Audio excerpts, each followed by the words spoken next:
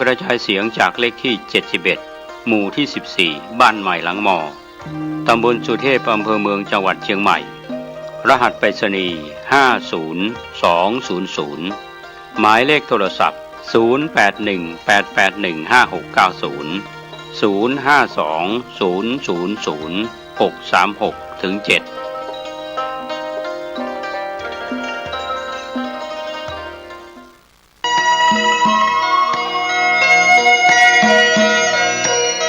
สารเพื่อการประชาสัมพันธ์โครงการปรับภูมิทัศน์และพัฒนาปรับพื้นที่รอบอุโบสถวัดป่าแดงมหาวิหารมติคณะกรรมการบริหารวัดป่าแดงมหาวิหารครั้งที่ 4/2567 ได้เห็นชอบและอนุมัติให้ดำเนินโครงการใช้เงินบริจาคและเงินสะสมของวัดเพื่อพัฒนาปรับพื้นที่ของวัดป่าแดงมหาวิหารจึงขอเชิญชวนผู้มีจิตศรัทธาร่วมพัฒนา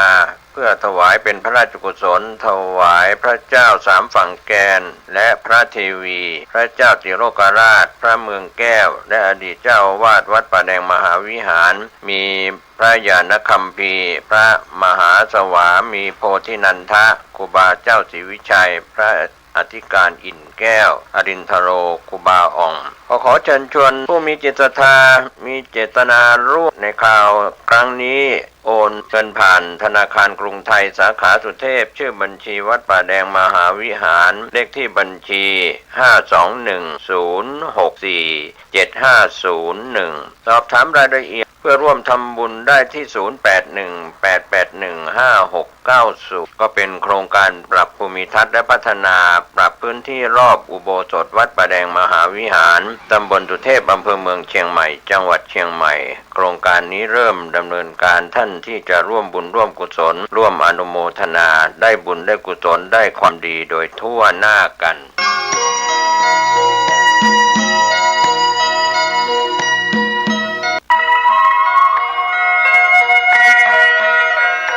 ขอเชิญพี่น้องชาวพุทธร่วมเป็นเจ้าภาพสร้างห้องสุขาห้องอาบน้ำเพื่ออำนวยความสะดวกแก่คณะศรัทธาสาธุชนที่จะเข้าปฏิบัติธรรมกรรมฐานณวัดบ้านเราพระเจ้าตาเขียวพื้นที่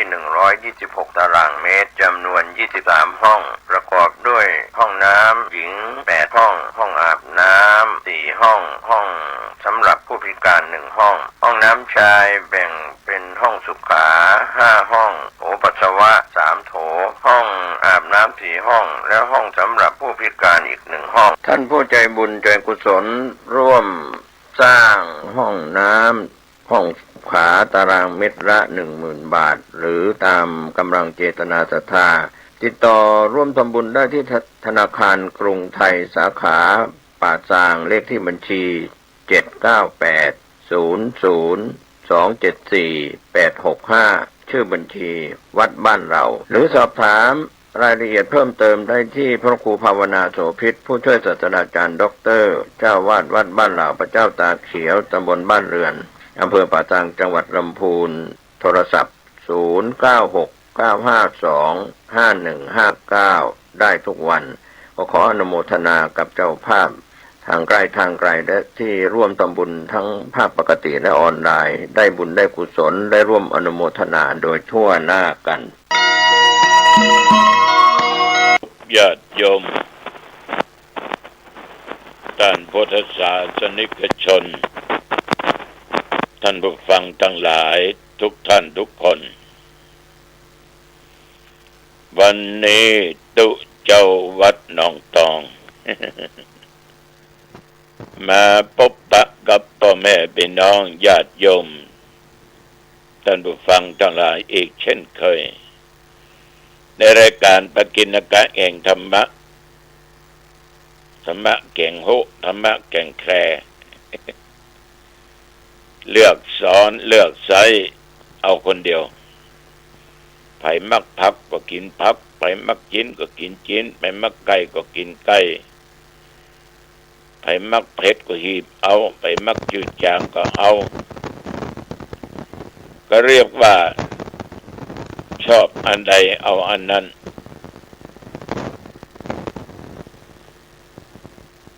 รายการนี้มีเป็นประจำทุกวัน ณทางสถานีวิทยุแห่งนี้30 นาทีโดยประมาณเอาละก่อนจะจะจายังออกไปนั้นก็มาไหว้พระสวดมนต์กันก่อนเพื่อเป็นมังคละเป็นมงคลต่อไป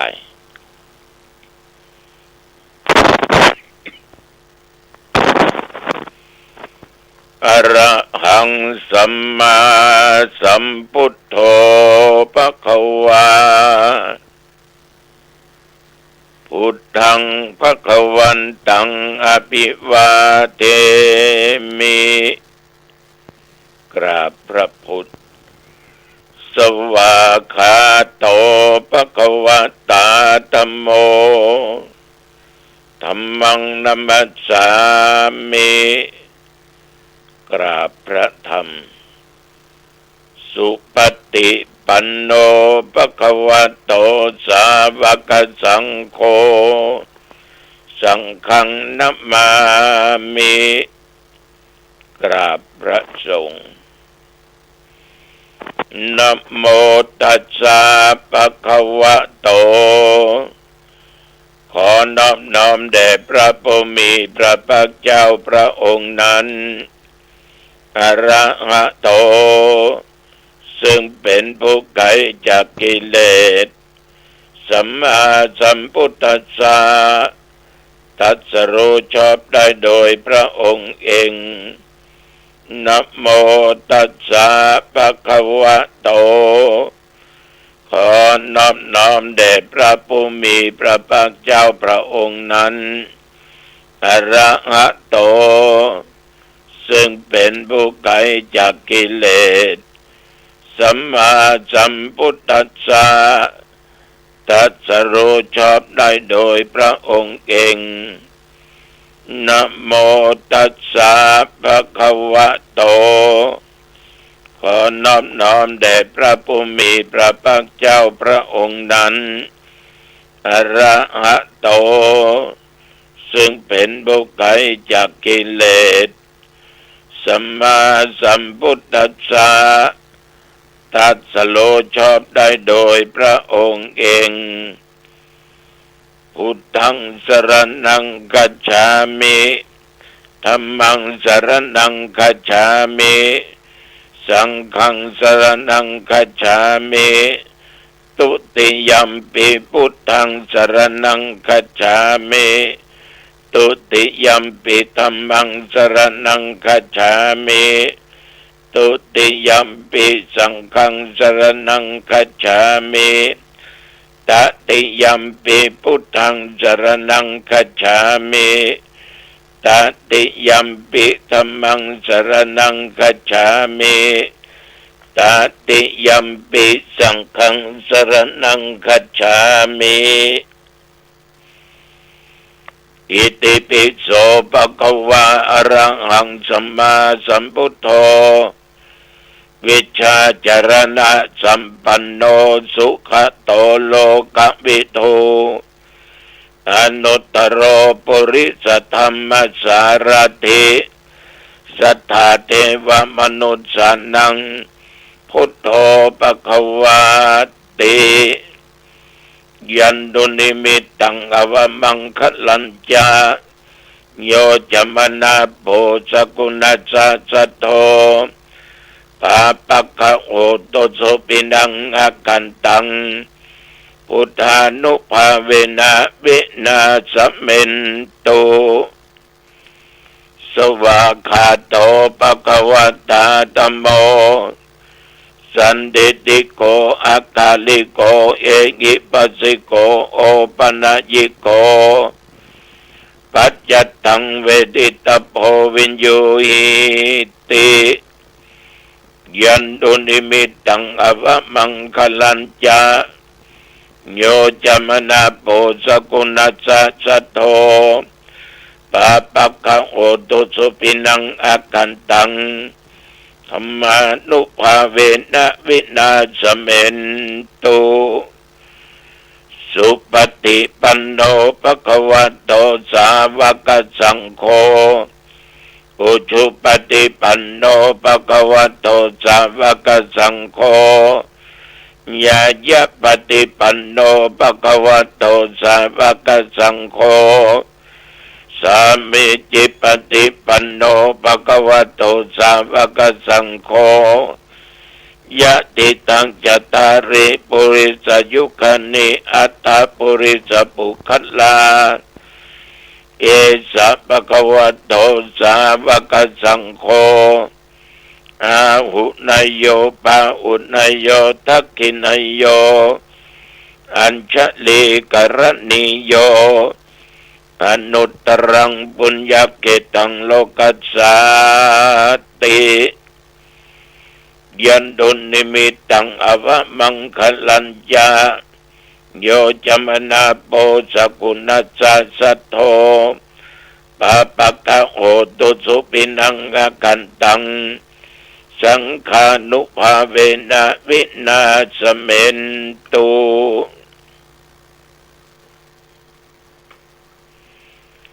วิปัสสิสานัมมัตโตจักขุมันตัสสะสิริมัตโต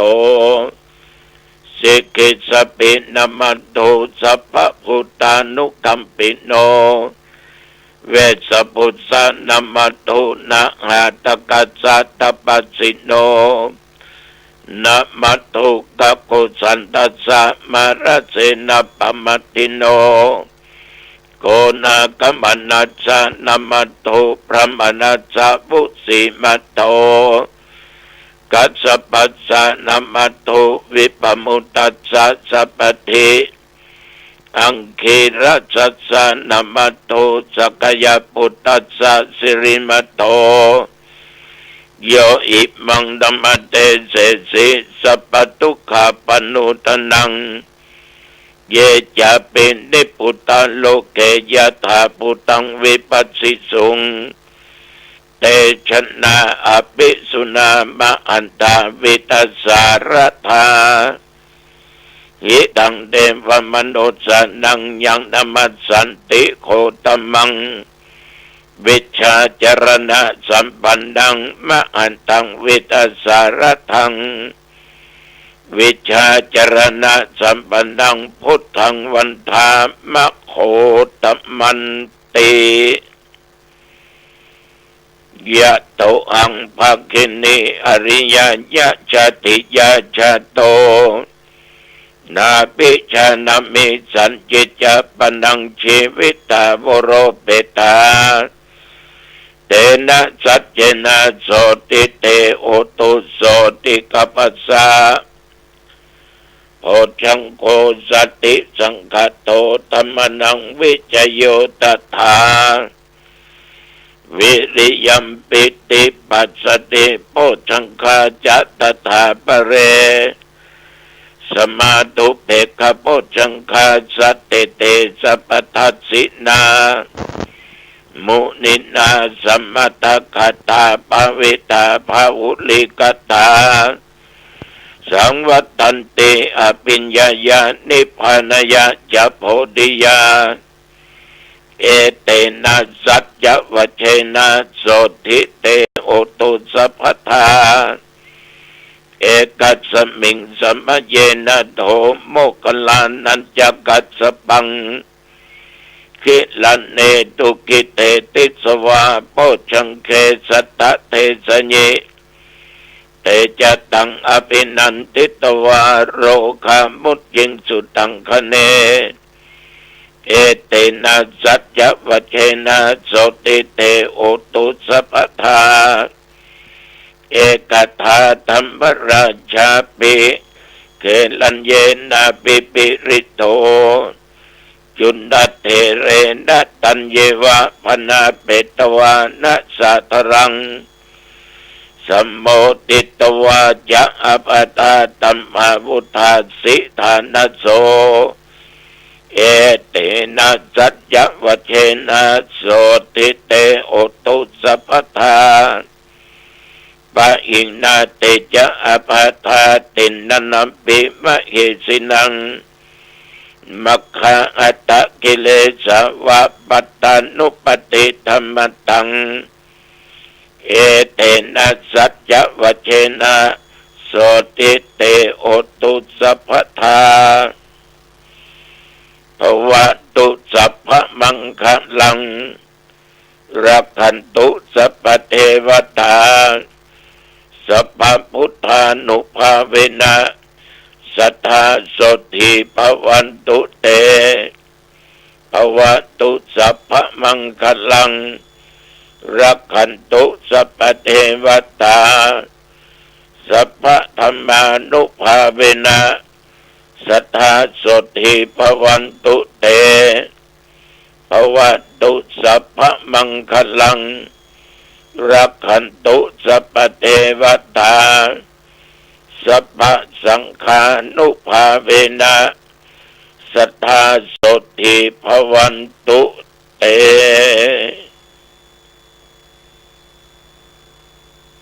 โดยบทพุทธานุภาพธรรมานุภาพสังฆานุภาพบทสาธยายมนต์อันศักดิ์สิทธิ์ด้วยจิตอันตั้งมั่นอาตมภาพพระครูอาทรวิสุทธิคุณขอถวายเป็นพระพรชัยมงคลแด่สมเด็จพระเจ้าลูกเธอเจ้าฟ้าปัชรกิติยาภาแม้นว่าพระองค์ทรงพระประชวรก็ขอให้หายจากอาการพระประชวร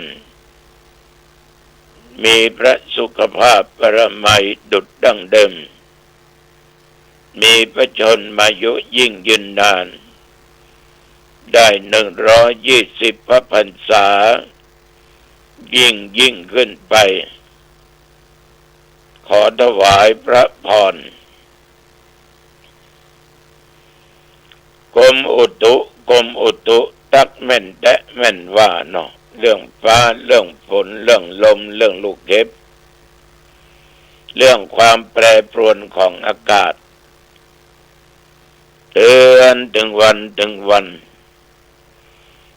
ตั้งแต่ตะวันมาจนถึงปัจจุบันบัดเดี๋ยวนี้แถวบริเวณวัดหนองตองใกล้เคียงแต่ว่านี้มีฝนตกน้อยที่วัดแต่ลมอยู่ตามปกติไปที่อื่นก็ฝนตกอยู่นักลมก็มีแรงน้อยอุณหภูมิแต่ว่านี้ญาติโยม39 องศาปัจจุบันประเดี๋ยวนี้18 องศาแต่ว่านี่ฉันเจ้าแล้วก็ไม่ได้ไปไหนนั่งเทศนาธรรมบันทึกเสียงเองธรรมะจนถึงเวลาฉันเพลก็ฉันเพลแต่ว่ากินข้าวลำด้วยกัน กินขนมเส้นแต่ว่า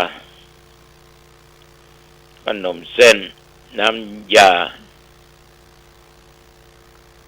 การกินของคนเขาเนี่ยมันลำมันถูกใจบรรลุใจอยู่ที่ปลายลิ้นบางครั้งญาติโยมมันก็ชอบมันก็ถูกใจเหมือนกันทุกคนแต่คนเรามักจะตามใจตัวเองถ้าตามใจนี่อันยังก็ตึมลำอันยังก็ตึงบดีเรื่องอาหารการกินเป็นเรื่องใหญ่ในสังคมในโลกมนุษย์เอาเนี่ยมันมีหลายสเปดก็เลือกกินได้ตามสบายแต่จะกินอันยังก็จ้างเถอะราคาจะสูงจะแพงขนาดไหนราคาจะถูกจะต่ำขนาดไหนถ้าเข้าไปแล้วผ่านลำคอเข้าไปคุณค่าของมันก็คือที่อันใดเป็นประโยชนะก็คัดไปเลี้ยงร่างกายอันใดเป็นประโยชนะก็จะทั้งออกไปวันหนึ่ง เกิดไปแล้วญาติโยมเข้าจัดดีหันจัดเหมาะออกไปเหม็นตึงเป็นของสกปรกแม้แต่ของตัวเองอยู่ในท้องอุ้มของเหม็นขึ้นล่องขึ้นหัวคะเกะลองออกมาบินหน้าเขาใส่บินหน้านี่เดือดร้อนกันเนี่ยจะลำขนาดไหนก็มอกอันบัลำก็มอกอันถ้าว่านี่กินก็ตอนเรียบร้อยก็มีญาติมีโยมมานิมนต์ไปงานข่าวดำพ่องนิมนต์ไปเทศพ่องแต่ว่าก็ไปไม่ได้ติดแล้วก็ได้นั่งจาสนทนาธรรมซึ่งกันและกันเรื่องอย่างได้ฟังค่ำมาแล้วอาตมาภาพก็อาบน้ำแล้วก็ครองผ้าออกจากวัดไปแสดงธรรมะที่วัดสันทรายมหาวงศ์ท่านเจ้าอาวาสเพิ่นได้ตายไปอายุได้87ลงรถบดเขาเขาใจหลวงพ่อเว้นกระเสาไฟฟ้าเนอะแล้วเขาได้ก็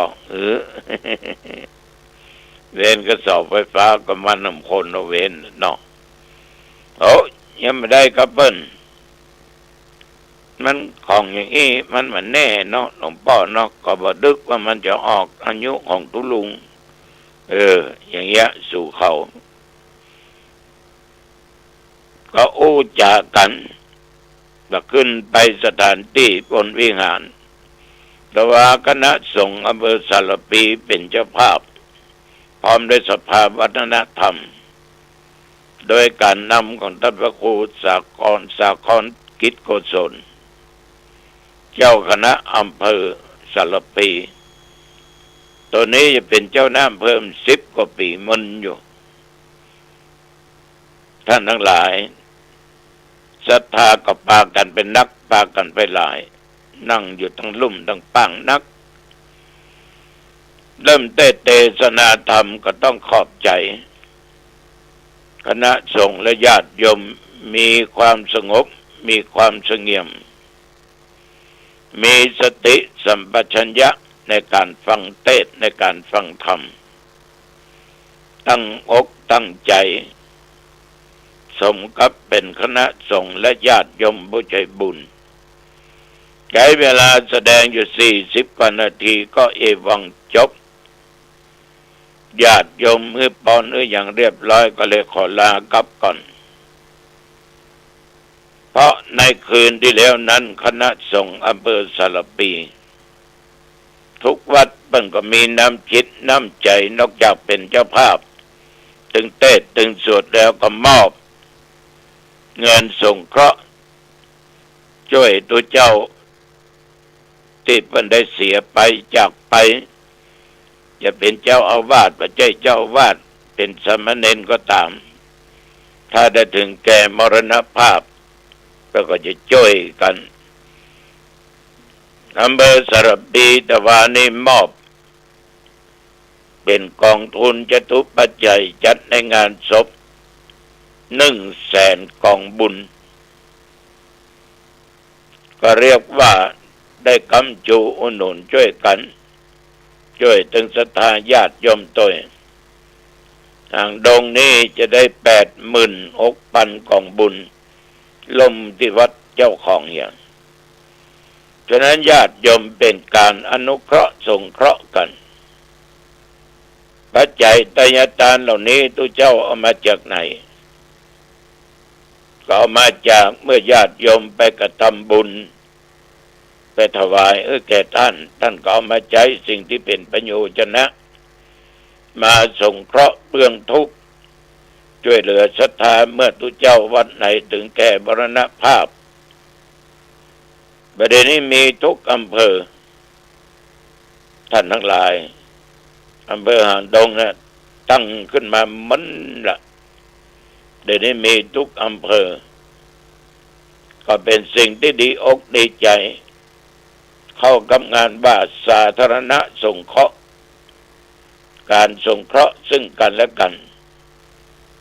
ท่านทั้งหลายสิ่งเหล่านี้คณะสงฆ์ก็นำมาปฏิบัติอาตมาภาพขออภัยกับญาติกับโยมที่ว่าตะวาเนี้ย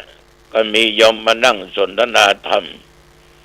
ก็อู้เรื่องตุเรื่องพระเรื่องเงินเรื่องทองของวัดของวาเรื่องนั้นเรื่องนี้อาตมาก็ได้สนทนาไปในเชิงที่บอกว่าญาติโยมที่ทำบุญนั้นมันบ่ได้เกิดบาปใดๆทั้งสิ้นแม้แต่บุคคลนั้นจะเอาไปใจจะไปทำในทางที่บ่ถูกต้องมันก็เป็นบาปเป็นกรรมเป็นเวรของคนที่กระทำสำหรับญาติโยมที่ได้ถวายได้กินได้ทานไว้กับวัดก็ว่าแล้วรับปอนแล้วโยมถึงได้กระบุญอย่างเดียวได้คุณงามความดีอย่างเดียวบาปมันอยู่ที่การกระทำของคนท่านทั้งหลายผลของกรรมมันหันได้ชัด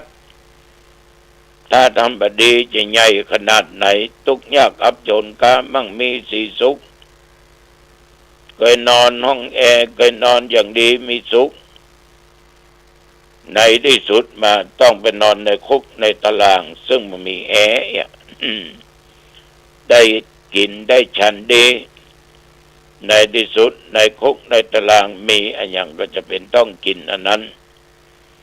ฉะนั้นนั่นคือผลของการกระทำคือบาปคือกรรมญาติโยมบ่ต้องไปวิตกกังวลว่าใจอ่อนอ่านแล้วได้ยินแล้วไม่อยากจะทำบุญสุนทานอย่าคล้อยตามในสิ่งที่เป็นอกุศลเพราะเป็นธรรมเป็นกุศลฝ่ายต่ำคือไม่มันไม่ใช่บุญมันไม่ใช่สิ่งดี